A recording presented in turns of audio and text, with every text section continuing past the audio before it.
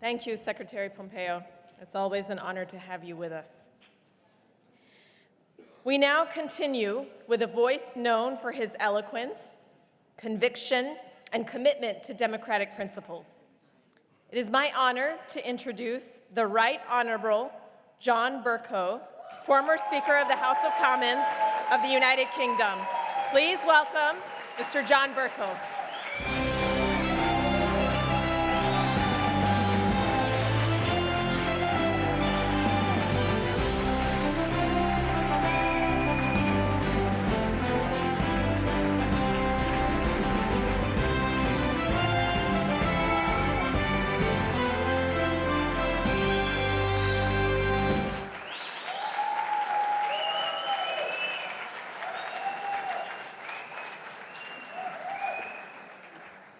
Thank you for the unparalleled warmth and generosity of the welcome you've just extended to me, to which I don't know whether I'm equal, but I'll strive my level best.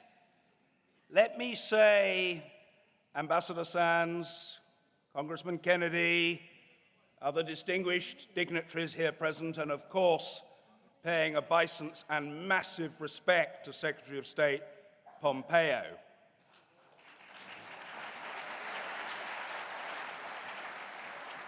It is the most enormous privilege to be invited to be amongst your number today and to be in the presence, perhaps not physical, but it felt almost literally physical, of greatness in the form of a political leader who is an example to women and all who aspire to political leadership in every part of the globe, and I refer, of course, to Mrs. Maryam Rajavi.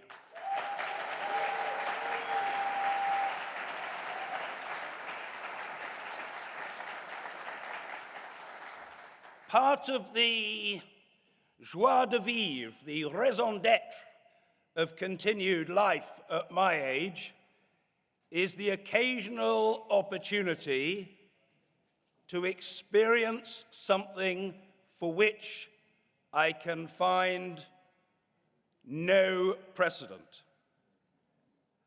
I have been actively involved in politics, my friends, and I think you are my friends, for 46 years. I've been very privileged to attend meetings, seminars, congresses, conferences, and conventions in virtually every part of the world, and periodically been privileged to be invited to address them. I have to tell you that I have never attended, still less been asked to address, a convention that comes anywhere near to matching the electricity, energy, or all-engrossing enthusiasm on display in this convention hall today.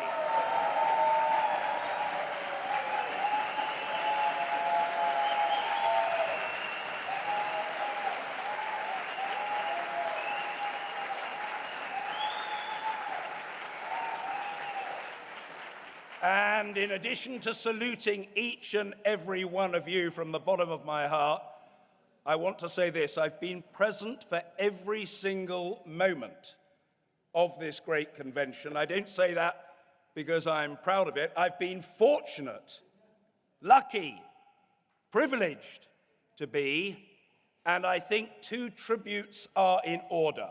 First, to the NCRI, for conceiving, organizing, and facilitating with almost military precision and clockwork efficiency the best convention I've ever attended.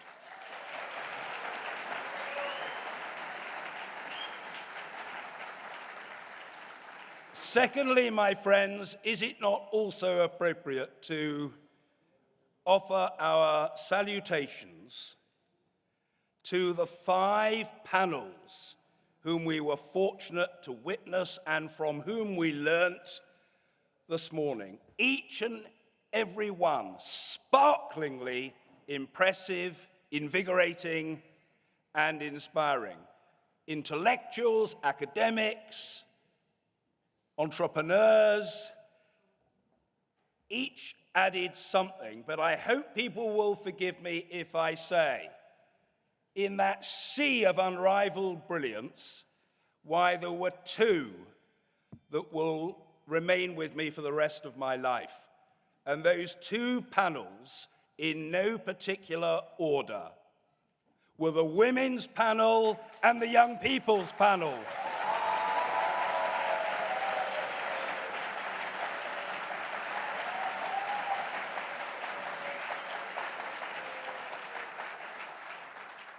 People who've suffered, people who've refused to accept defeat, people who have kept going, being positive, radiating enthusiasm, demonstrating commitment, doing the hard work, standing by others. And when we talk about standing by and remembering others, let's not forget those distinguished denizens of Ashrath 3 who have sacrificed so much for so long in support of so many.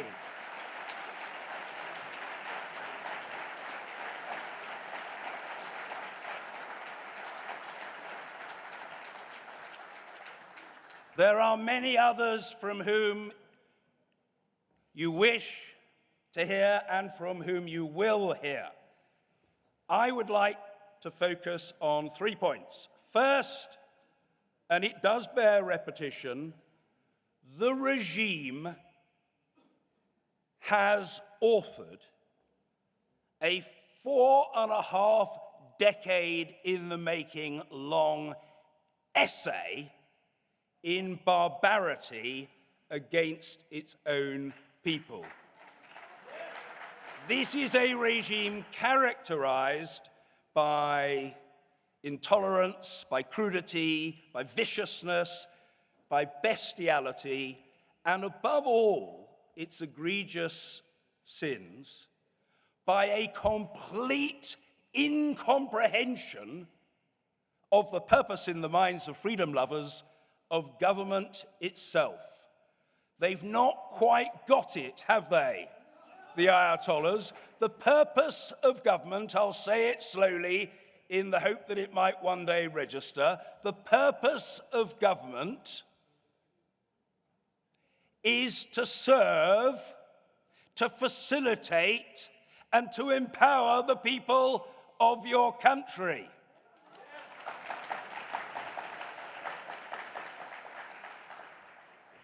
Khomeini and his motley band of execrable thugs think that the purpose of government is to attain power for self and then to repress, to dominate, to terrorize, to intimidate, and to subjugate the people. They just don't get it, never have got it, never will get it. That's why they can't be improved. They have to be removed.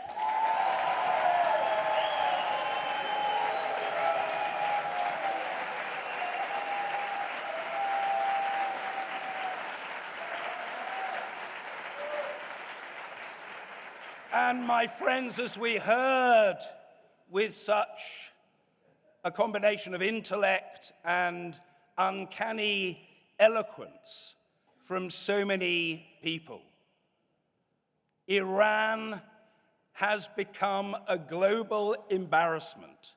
It is a veritable basket case, not because of the inadequacies or shortcomings or lack of industry or talent of its people, but because of misgovernment, malfeasance, a government, frankly, of misanthropists, people who actually hate their fellow human beings. That's why you've got an economy destroyed, public services malfunctioning, no proper electricity or water supply, environmental degradation, mass unemployment with half the adult population not in sustainable work, huge sums of money being poured into the repressive state apparatus, the export of terrorism. Ladies and gentlemen, if I want to put it in 3 words, what have we got in this appalling government in Iran? We've got a failed state. A failed state.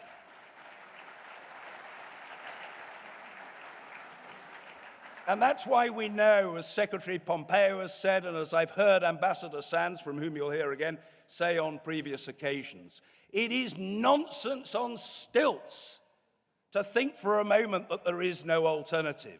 Of course there is an alternative. And the alternative isn't to appease, because these people don't respect weakness. They shudder only at a display of strength. So before I turn to the heroes in this debate and the sources of succor and encouragement and positivity as we move forward, allow me to focus on my second point, and that is what the alternative isn't. My friends, I don't want to be too unkind, but that gives me a little bit of scope. The alternative is not son of Shah. No way!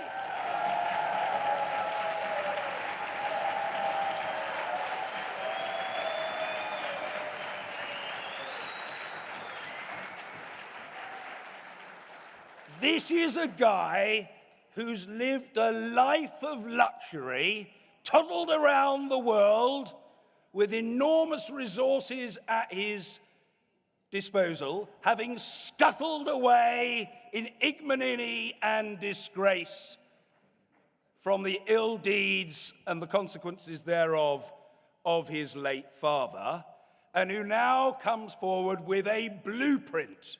How jolly decent of the chappie for the future of Iran. An 18-month transition to a new government, but with the option of an 18-month extension on the 18 months. And this is a fellow who, in all solemnity, without even a titter or so much as a smile of embarrassment etched upon the contours of his visage, he proposes to have the lead role in the appointment of the head of the executive branch, the head of the judicial branch, and indeed the head of the legislative branch. You know, it's sounding awfully like an old monarchy. I used to think this chap thought he was the prince over the water. Perhaps he reckons he's the king over the water. I know not. You know, the sheer audacity, the temerity, the cheek, if I may use, as my late father would have done, an old Yiddish expression, the chutzpah of the man, the insolence of it, the brazenness of the conduct, and the complete absence of any capacity for self-reflection, self-awareness, consciousness of the absurdity of putting himself forward as an alternative for the country. I say to Mr. Pahlavi, sir, I don't know you personally. I've borne up stoically and with fortitude over the last 62 years without having made your acquaintance, and I dare say I shall continue to put one foot in front of the other in my remaining days on this planet. But I hope I can say on behalf of all of you in this hall, Mr. Pahlavi, you have an undistinguished past behind you. You have an undistinguished future in front of you. Don't call us, and you can be absolutely guaranteed and sure in the knowledge that we and the people of Iran will not call you.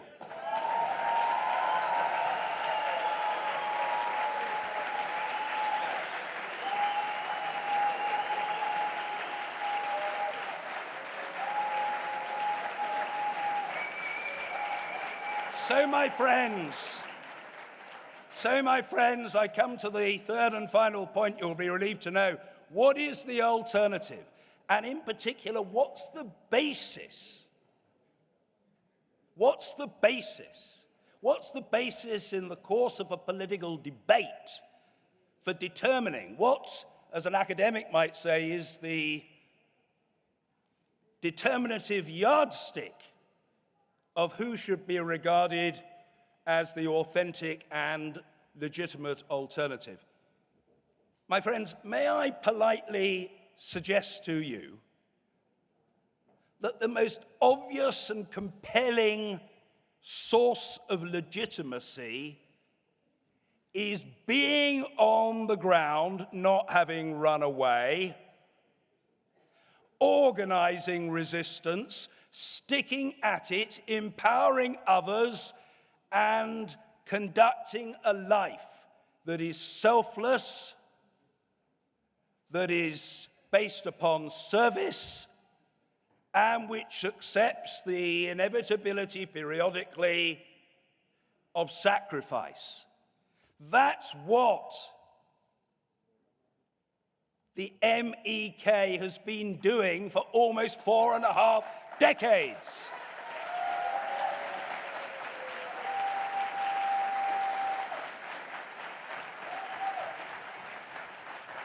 That's why 100,000 of those wonderful human beings have been slaughtered by the regime, because they stand up to it.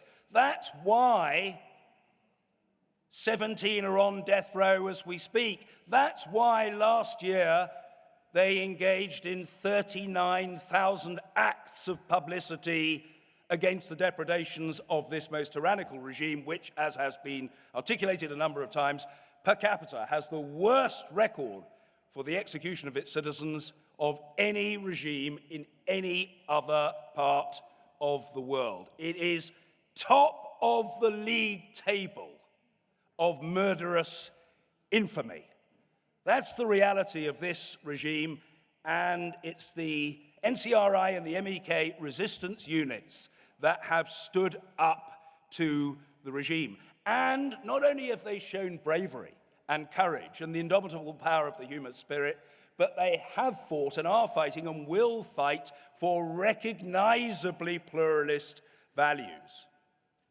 Anyone objecting to a horrible regime can say, I'm a freedom fighter. I want something different. I want something better. You have to look at the specifics, examine the detail, read and interpret the words, the commitments. Freedom of the press, the rule of law, gender equality, an independent judiciary, a separation between church and state, environmental husbandry, and very importantly, the right of the people to determine their own future. And that's what causes me to say that the power of self-government, the right to hire and fire our rulers, the capacity freely to chart our own destiny as individuals and as nations, are inalienable features of the human condition. And the reason why the regime is doomed to fail, doomed, I repeat, utterly doomed, is that in the end, you cannot extinguish the flame of freedom. The reality of the matter is that love trumps hate. Hope trumps fear. Positivity trumps negativity. It will happen, as Secretary Pompeo, a man of vast experience and wisdom in these matters, knows. And he said, we don't know exactly when. What we do know is that change, and change for the better, change to democracy, change to pluralism, change to parliamentarism, is as inevitable as the passage of the seasons, or you and I going to bed tonight and getting up in the morning and having breakfast. That's how inevitable it is. And perhaps I can conclude by simply saying this to you. I quoted this at lunch with Ambassador Sands, hoping that I wouldn't be rebuked. I don't know exactly when it's going to happen, but I'm certain it will. In adversity, in the Second World War, Churchill's family motto was KBO, keep buggering on at all times. Keep fighting, keep believing, keep working, keep campaigning. And you have to remember, I think Carla and I and others know this, and Patrick Kennedy knows this. Anybody engaged in the practice of politics knows this. In politics and campaigning, and our young friends who perform so brilliantly will know this, quantity, persistence, and above all, repetition are even more important than the quality of your arguments. Now, of course, the arguments must pass muster. They have to withstand scrutiny. They have to be up to it. They've got to be honest, truthful, credible, deliverable, supportable. But it's a huge mistake to think you can say it once, get it accepted, have it done. It doesn't work like that. You have to keep going on and on and on. And we who support you, and the people of Iran I know, the people of Ashbath 3, all of you, will go on doing so until the people of Iran enjoy the freedom, the democracy, the rule of law, the independent judiciary, the gender equality, and the separation of state and religion that we have so long enjoyed and they have too long been denied. In short, my friends, we will win, and nothing on earth can stop us winning. Thank you.